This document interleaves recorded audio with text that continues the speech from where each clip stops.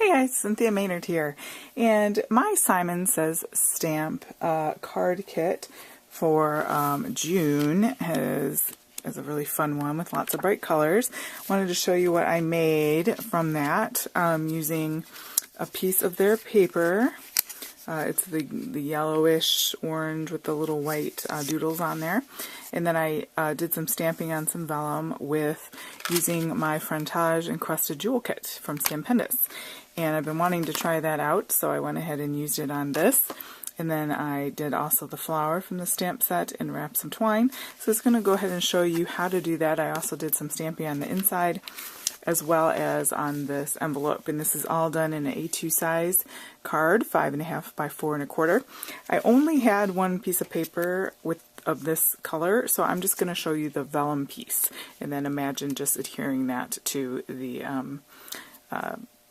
piece of paper that I only have so much left of, just little bits and scraps. So I'll show you the rest of this vellum piece here.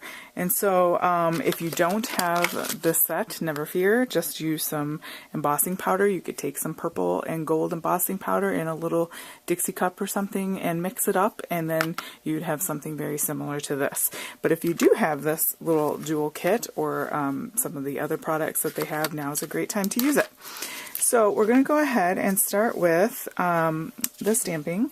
I've got my vellum cut. Again, that's 4 1/4 by 5.5 inches, and I have my stamps from the great Look for the Miracle stamp set. It's got lots of fun things. So I'm going to start with this longer guy here, and just peel that off, and use my embossing buddy to kind of help me get the embossing powder where it needs to be. And I'm going to use Versamark clear embossing powder. It's very sticky and does the trick for us here. And I'm just going to simply do that.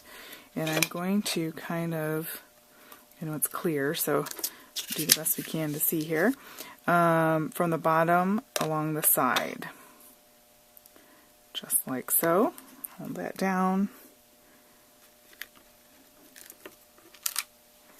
And then it's hard to pick up. And then we have that stamped on there. I don't know if you can see that, but I'm going to take that same stamp one more time, and this time we're going to stamp off the page. Tilt it this time and kind of go along the bottom, like so. So I'm stamping off the paper. Apparently off the screen too, because I can't see it. So those are my two, let's see here. If you can see that, I've got that stamp there. So now I'm going to use my powder, and you want to do that over another piece of paper. So this one here, that's kind of a mix of fine purple, glitter, purple, lavender, black and gold chunks, and they're calling this, what are they calling this? It's not the glass, it's the aged wine embossing enamel, I guess. That's what they're calling that. Okay, so I'm going to go ahead and try to mix it up. The bigger fragments tend to want to clump together while the smaller ones fall to the bottom. So you really have to make sure you're evenly kind of trying to distribute that.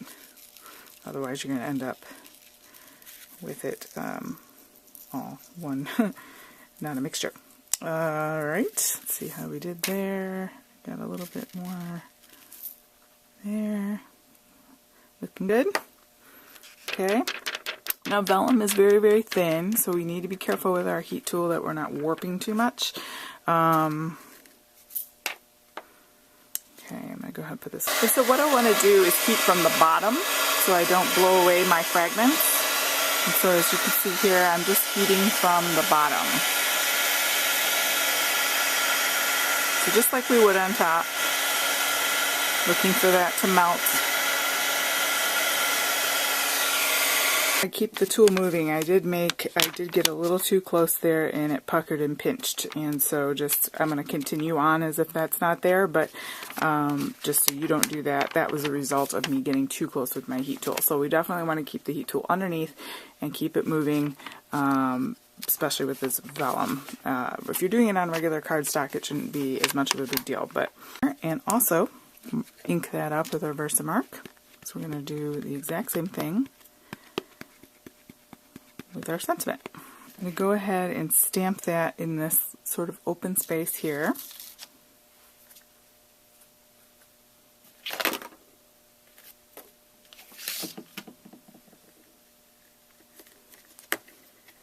Making sure to transfer that ink. And I can see it on my paper. I don't know if you can see that or not, but we did get a good stamping there. So I'm going to go ahead and come back in with my embossing powder. The first time I used this stuff, I don't know what I was thinking, but I did it from the top like I normally would. And it just went everywhere. So because these fragments are so nice and chunky and there's variableness with them, which makes them beautiful once they're melted. Nevertheless, you can't do it from the top. So I'm going to go ahead and do that. If you get any little stray bits, just take a dry brush or your finger if you can fit it. But if it gets tiny little spots, just use a dry brush there. I'm going to go ahead and heat again. Alright. Now we've got our panel. We're not done yet with our embossing powder. Before we put it away, we are going to switch to the purple paper that matches our embossing powder. It's just some cardstock from Recollections, and I'm going to take the flower from the stamp set, and I'm going to stamp again in that Versamark.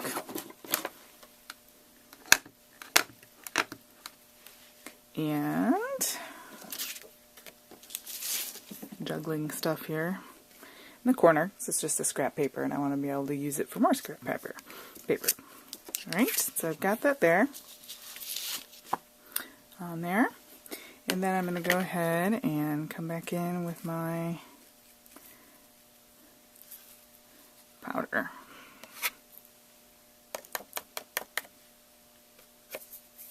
Alright.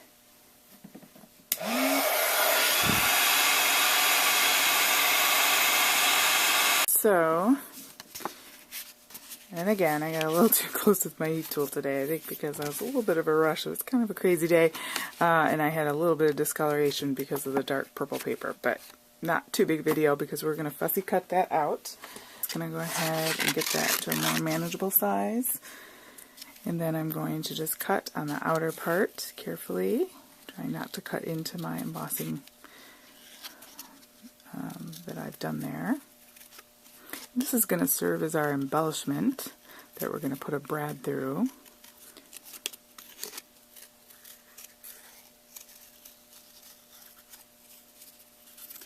Right, just like so. And I'm going to just take a paper piercer and stab right in the middle. Now make way for my brad. So I've got the panel. You would put it, this is where you would put it, line it up with the yellow piece of cardstock patterned that came with your set. So you would put that right on top and adhere that, and yours would look better than this because, again, I warped it. Alright, so, and regardless, even if you did have some warping, just use some strong adhesive on the back of these little flower petals where it's not going to be seen, and then it'll be fine being held on because it's going to be held on by the string as well, and then it's going to be adhered to this card base. So we're going to pretend that the yellow is underneath. We're going to put that there, and then I used some in the knitting aisle. It's like this really thin gold, I don't know if it's crochet yarn, but it's got this gold strand woven through it. It's very, very pretty and delicate. And what I did was I took the card base, unravel that a little bit, and I wrapped it around. So we put this vellum piece on the yellow paper, we wrap our rope around, tie it in a knot in the back so we don't see it, put our flower on top, put the brad through. So now the brad would be going through the vellum and the yellow card stock, and then flatten out your brad. And then all you need to do is adhere all of that to this. It's just a card panel or a card base. That's an A2 size, and I got it in a pack that came with envelopes, and it's pre-scored, and you can just fold it with your bone folder and attach all of that onto here. So that way, I don't know if you can see behind there, our rope and such is all hidden behind where nobody can see it. So when we open it up, it's nice and clean. So hopefully that makes sense. If not, you can go ahead and leave questions below. This is a great card kit and a lot of fun, and you can just proceed. The stamping, I just used the same flower I did for out here inside, and for the envelope, all I did was use the smaller pieces on your stamp set, and I did that a few times, stamping off the paper to get the varying heights. I took the little flower here, this little flower, and then I took one of the dots, and then I just simply did that, and that just adds a little something extra that gives a nice touch that you're thinking about them. And I didn't want to take this one apart because I'm going to give it to a friend who needs some encouragement, so I didn't want to take it apart, and I only had the one yellow piece, but hopefully that helped you. If not, I do have some more upcoming, a video or two on using these encrusted jewel kit sets. So if you have more questions about that, we'll have the video up for that. But anyway, hope you like that. Look for the miracles. Go ahead and give this video a thumbs up and subscribe to my channel to help support what we're doing here. And thank you so much and have a great day.